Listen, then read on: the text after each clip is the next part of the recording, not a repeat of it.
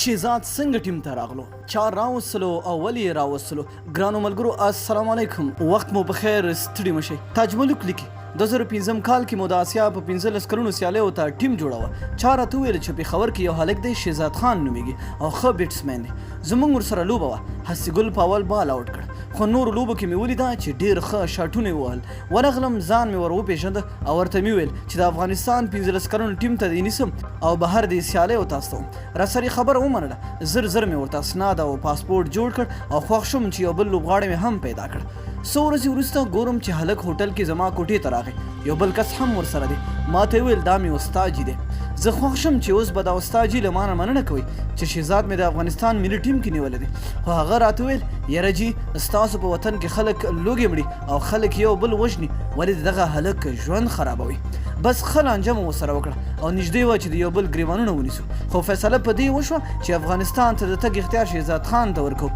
هغه ته مې ویل چې څنګه چل دی راته یې ویل څه مې چې استاجي وایي همغه کوم بس له دې خبرې سره مې ور ټوپ کړ ما ویل راوباسه د افغانستان پاسپورټ یې له جیبه راوویست او سړی مې رخصت کړ بیا په 2008 کې کبیر خان راوست او شهزاد خان په همغه اسنادو د افغانستان ملي ټیم کې داخل شو چې ما ورته جوړ کړي دی بیا وروسته شهزاد محمدي شو نو ډېره مینه او مننه چې ویډیو مو راسره تر پایه وکته د الله نورو ښکلو معلوماتو لپاره زموږ چینل در سره سبسکرایب کړئ تر بلې ویډیو د الله په امان